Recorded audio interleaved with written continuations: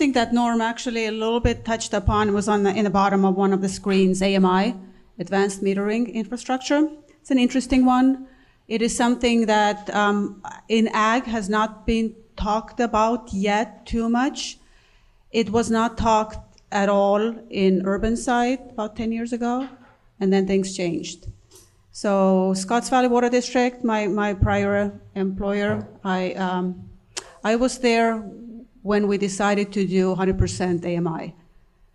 And it was an interesting process. It took us 3 years. So AMI, it's a radio read or cell phone meters that communicate the data. So we did it in-house. We installed it in-house because that was what we could afford at that time. And there was a heavy outreach, communication we had to do to people that now we're not watching, we are watching, but we're not watching your personal water use. One of the very interesting things the benefit that we really didn't even think about when we started doing it is giving the power, empowering the customers to know what they're using. Before that, we read the meter every 60 days.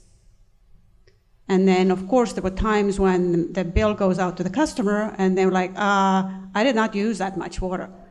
At that point, it's really hard to have an educated discussion or argument with that customer who said, yes, you did have. They are saying, well, your meter is wrong. And like, well, we could calibrate, we could test it. So it changed that completely, giving customers not only the meter, but setting up a customer portal where people could go at any time that sends out alerts to them. So now when they call us and they called us and said, well, I didn't use that, the conversation went more like that. We know you didn't use it, but it went through your meter. And by the way, it goes through your meter every morning at 3 a.m. I was like, why? Well, that's a good question. So inviting them, having them access to that platform, seeing what is happening. Most of that was outdoor irrigation, because that goes on and people have no idea there's leak. They wouldn't know without AMI that there is a lot of water waste happening.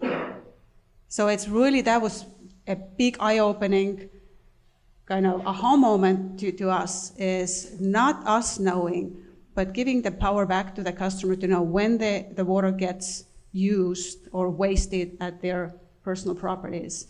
And giving them the ability to fix it quick, not waiting 60 days, and it's like, well, maybe something is wrong. So that happened on the urban side, and it's happening more and more. Margaret is gonna talk about what CalWater does.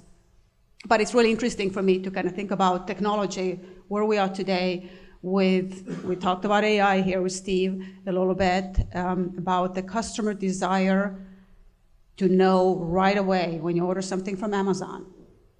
You know right away where your package is, when it's going to get on the truck, when it's going to get to you. When is that going to become a norm in all respects, in all industries? That customer wants to know, member wants to know, client wants to know, user wants to know. And what does that mean to all of us? How we're going to embrace it, how we're going to make changes to the way we run businesses. So I think that's a big question mark. I don't have an answer. But I think it's something that we should be considering as we are moving forward. How does that fit into the picture? Is that one of the puzzle pieces for us to use? So I'm going to turn it over to Margaret from CalWater, and I'm going to change the slides. Hi everyone, my name is Margaret Golden, and yeah, thank you so much for having me here today. I am from the California Water Service. I am their Central Region Conservation Coordinator, and I'm here today to talk to you about water management strategies in general. But again, yeah, to stay on theme about what we've already been talking about, all the different things that we're doing, that have been done, that we're currently doing, and that we plan to do in the future on the urban water retail supply side. We've already heard a lot of great things from Norm on the ag side. So yeah, we're going to pivot a bit more and to see what urban water retailers are doing. So yeah, and just a bit more information about CalWater in general. We are a statewide private water utility. We have over 400,000 service connections across the state of California, as far north to Chico and as far south to Bakersfield. Locally, we have service connections in Salinas and King City. But okay, and so yeah, to kick it off, like I've said, today we're gonna mostly be talking about the past and talk about some legislation that in water conservation, and then talk about things that we're currently doing, water conservation programs, both indoors and outdoors. And then we're gonna talk about future things that we as a company are looking forward to in terms of impactful program options and new technologies. Okay, so if everyone could just bear with me for a second. I know legislation can sometimes be a bit dry. Water conservation related legislation is definitely, it can be dry, but yeah, just I think it's important to give a little bit of background and also to emphasize so everybody knows that we as a company and urban water retail suppliers and the state in general has been working towards water conservation for decades now. It's been a priority of ours, and yeah, these are just a few highlights of things that have emphasized water conservation in the urban side. So first we have the Water Efficient Landscape Ordinance, also known as the MWELO, in addition to the Water Conservation Act of 2009. And to move it more up to present day, we have the current rulemaking, making conservation a way of life, in addition to the non-functional turf ban, the latter of which I will talk about in a bit more detail in the coming slides. Okay, so the upcoming framework, making conservation a way of life. By show of hands, how many people have heard of this? Anyone here? Okay, a couple, maybe who, yeah, work more in the urban water retail supply side.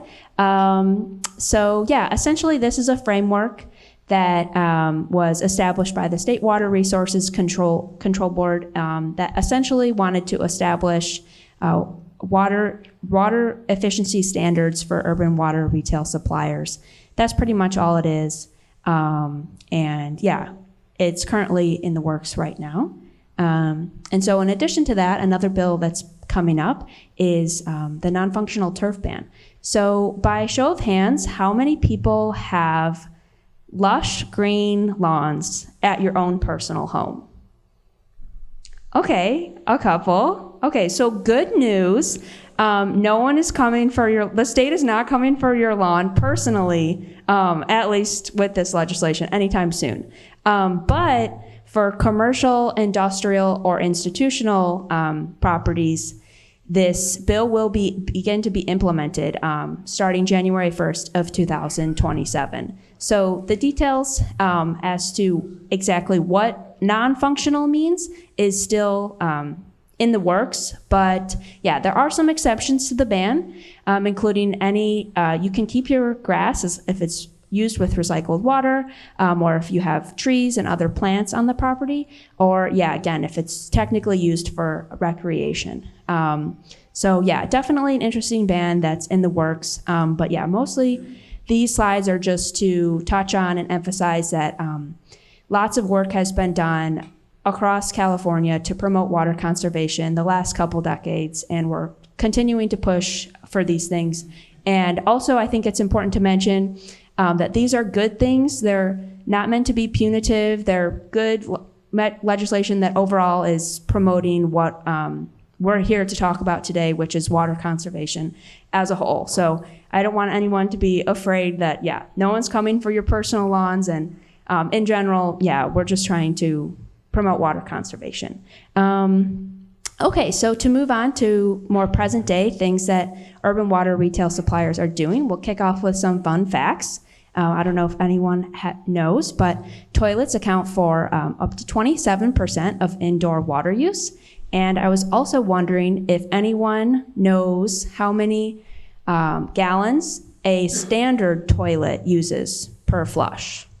Does anybody know that? Factor? Maybe Brett, I'm sure. You do? Yeah, any guesses? Just a standard toilet. 3, 2, okay. Actually, depending on the maker, between 6 and 7. Yeah, so you can imagine that's a lot of water that's being wasted that really doesn't need to. So anyway, but yeah, the water efficient toilets today, depending on the maker model, can use as little as 1, 1.5, 1.3. So those are a great option for indoor water savings. And I'll talk a little bit more about the rebates that we have available for those. And then, yeah, in addition, so indoor water savings is super important for those reasons. But we do focus heavily on outdoor savings because, it accounts for up to 60% of domestic water use occurs outside. So I'll use that as a segue to talk about some of the outdoor programs that we emphasize as water utilities specifically. So one of the biggest ones that has become popular in the last couple decades is turf buyback programs. So that's kind of talking in relation to the non-functional turf ban. So turf buyback programs of the past, they didn't have a lot to offer, either for the environment or the customer. When people thought of converting their lush green lawn, they would usually just think of a desert landscape with cactuses and things. But luckily, that is no longer the case for the most part. And luckily, that's mostly because most programs have a native plant requirement, which is advantageous to both the local environment because it promotes biodiversity, and to the customer because it really is much more aesthetically pleasing. And there's thousands of different native plants that you can choose from, native to California, that really are so beautiful and can really add to the aesthetic value of the customer's home and promote the local biodiversity. The only one downside to the newer programs is that they can be a bit more costly because they have this native plant requirement, but the good thing is that most water utilities are supplementing for that additional cost in their rebate programs. Okay, so in addition, another outdoor conservation program that many utilities offer are some sort of landscape tune-up programs. And these can be really great programs. Essentially, and the one listed on the slide is an example of the one that we offer, our Smart Landscape Tune-Up Program. Essentially, they'll have a licensed landscape contractor go out to the customer's home completely free of charge and do a complete evaluation of the existing irrigation system. So kind of in addition, or like Brett was already talking about with the AMI, leaks can happen anywhere, and we can see so much water loss just from a simple leak. And yeah, a funny story, one of our customers actually had a pipe. He had a river ran through the back of his yard, and he had a pipe going, and he didn't even know one of the pipes had bursted.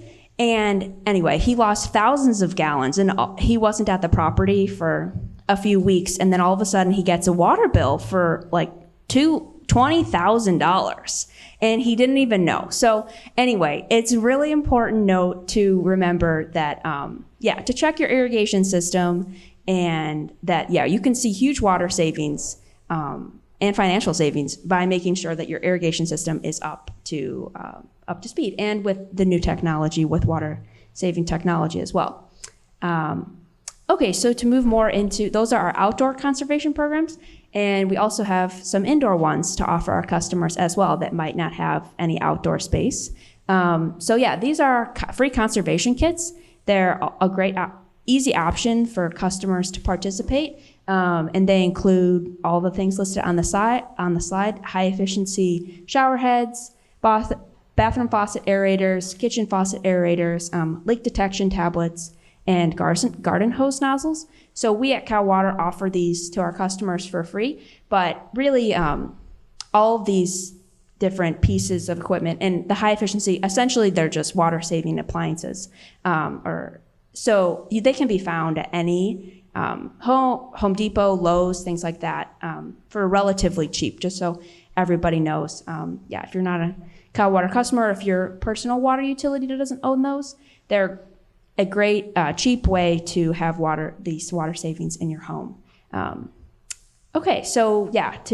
tie it back to CalWater specifically, We offer both residential and commercial rebates, many of which I've already touched on, in addition to our Lawn to Garden and our Smart Landscape Tune-Up program. And yeah, we also offer similarly our commercial rebates to our customers as well. And one interesting one to note here, in addition to all the ones that I've talked about, we have our customized incentive program available to our commercial customers, which essentially is just a program available to any of the commercial, industrial, or institutional customers that may have a very specific niche water savings opportunity or need that doesn't directly fit into one of our existing programs. So an example of that would be like we had a commercial laundromat who was interested in installing a water recycling system. So we supported them and provided them with a rebate to, essentially create a closed loop system at their laundromat. And I've seen the pictures and videos of the final product. And anyway, essentially they used a reverse osmosis system, so the water was clean enough to drink coming from the laundromat, if you can imagine. That's how circular. So really cool water savings opportunities, and we're really excited. That kind of ties into the future savings that we really want to promote and invest in for all of our customers. But yeah, again, so kind of to bring it kind of home, these are all the things that we at CalWater have been doing, and many utilities, most utilities across California are doing some sorts of these programs as well, and have been doing for the last couple decades, and we plan to continue to promote water conservation. And yeah, these are a few numbers to really emphasize the point that we've been working at this for a while. And yeah, as you can see, most of our water savings comes from the outdoor water conservation programs, but the indoor programs are not insignificant with nearly 100 million gallons of water saved. And again, this slide is also just for the year of 2023. So yeah, we see great water savings there.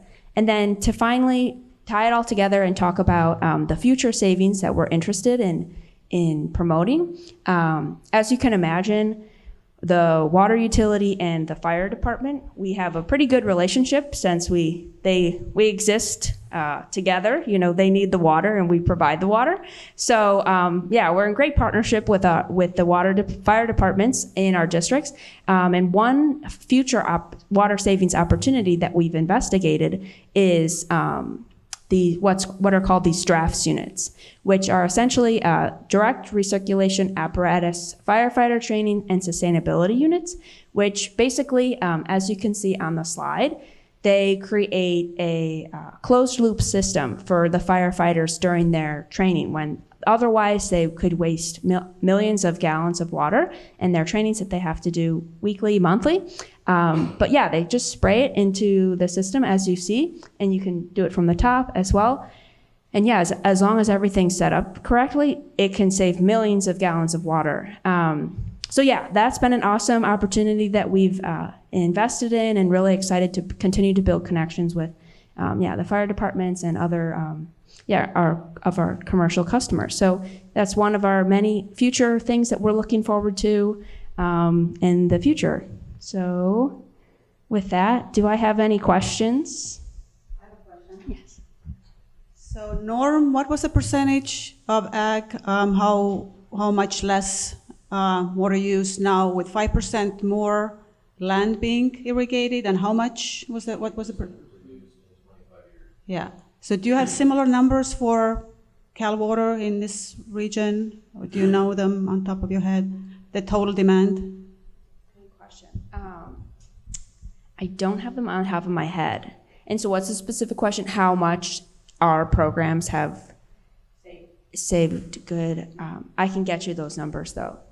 Yes. Yeah, so I going back to the Scotts Valley Water District, from the highest use was 90s, late 90s, early 2000s. And since then, 40%.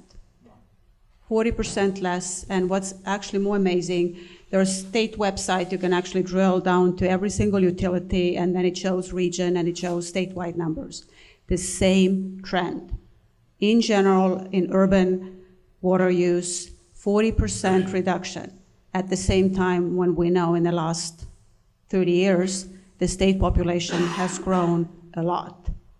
So that's something that is as we're talking about, not only on ag side, the demand management, but also knowing that state has pushed to the regions new development numbers, where we all have to build more housing. Where is the water going to come from? I think we still have quite a bit of room there, because I don't know if you mentioned the numbers, the water's way of life. What state is asking or making the utilities to do is by 2030, it's 42 gallons per person per day indoor. And on average in Scotts Valley, we were about 55. So that itself, for each user, and it's not, the requirement is not to each user. The requirement is aggregate, total use, how many connections you have. You need to drop it from where you know and say it's 55 to 42. That's a 20% reduction. So even if the new housing units add new demand, it's very likely it's going to be offset by that expected water use efficiency savings. So it's kind of interesting. What's the total water usage in Salinas? And I know there's industrial water, obviously, too. Yeah. Coming back. I know. So I'm located up in the Bay Area, in San Mateo, actually. And yeah, my wheelhouse is pretty much water use efficiency and conservation.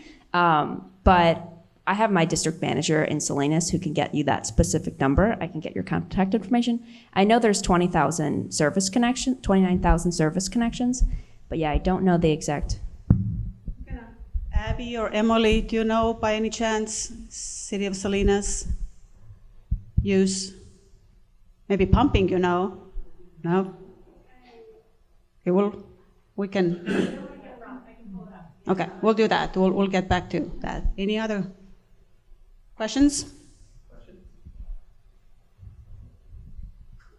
Now, how are we doing? So I think then, I have Norm there. Well, I have two questions. First, a lot of questions around car washes and how much water they use. I know they're regulated, but are they actually recycling that water now? Good question. I don't know that for certain. I would say that it depends on the car wash, depending what vintage they are. They do have to filter that and make sure that none of the oils and that gets back into the groundwater or ocean streams. But I think it's up to, I have not seen a regulation mandating them to do that. All right, and then make it a little bit of commentary here. We're talking about the 42 gallon per person limit that we're coming to increasingly, and just out of perspective, because I've been involved in peninsula water supply issues for a long time also. They're at 47 right now, and they claim that they've done an excellent job of reducing water, and they've got to still get to that 42. And if you drive in the peninsula, the result is that people no longer have yards. It's all wilderness in many of the instances that people are just letting their yards go because they can't afford to water them anymore or have the water to do so. So I think that's an unintended consequence of this 42 number, unfortunately. The 42 is indoor. In addition, there was those 4 different buckets there. They have a number. And then there's an outdoor number that is still kind of somewhat up for, right? Yeah. Or you calculate that? Yeah, I think that's still being determined. Yeah. I do know that the average number in Salinas is 50. So we've got, in the Salinas district, we have some work to do as well. And then also to touch on the AMI, no one has asked me that, but we don't have AMI across, we're piloting in some of our southern districts.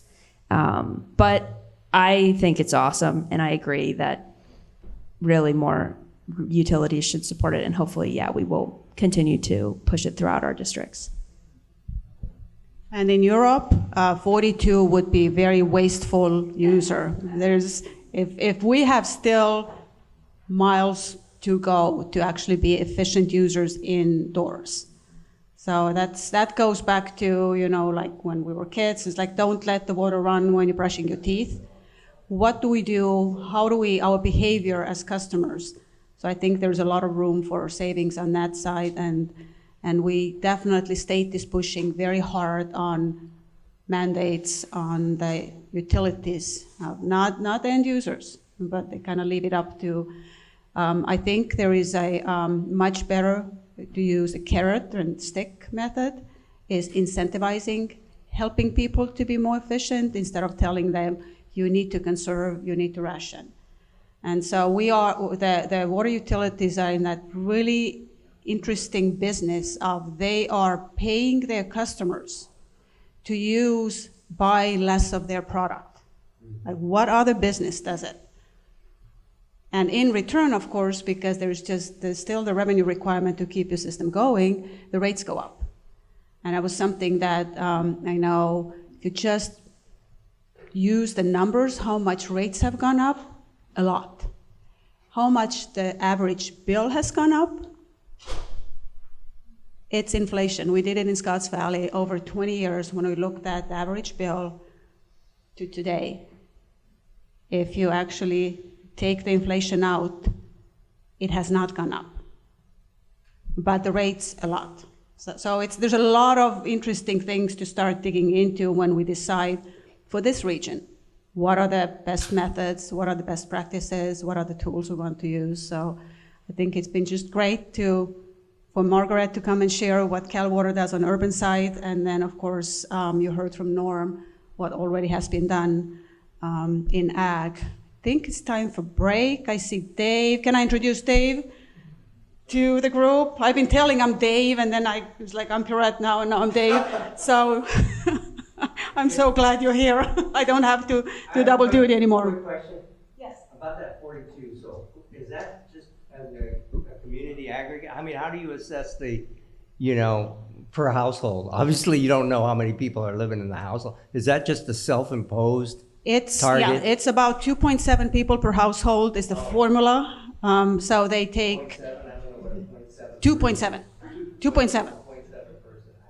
Yeah, I don't know how you put a 0.7 person in a household either, but that's the formula, is you take a number of connections, and the average is 2.7 people per household in Scotts Valley. It may be different in Salinas, maybe larger households, but that's how state comes up. And they actually, the urban water management plans that need to be updated every 5 years, there are numbers in there. The utilities need to report their population served and residential population served. So it's in census. It's easier for those jurisdictions that perfectly match the land jurisdictions. For most, we don't, so there's some estimation. But every utility gets the number based on the 42 times population served. Yep. So do you envision in the future that there'll be some sort of rate, similar to where our utilities will do brownouts? So if you exceed that amount, will people get warning notices, or all of a sudden get their allocation cut off and say, hey, you've exceeded it? Could be. I think what I see happening at the moment is budget-based rates, that the rates go significantly up if you're over that. I guess the last thing, as you've already said, just as you've already talked about, I would take advantage of the rebates if you are a CalWater customer, or check your local water utility and take advantage of them while they're available, because we're not sure what the future could hold. Thank you.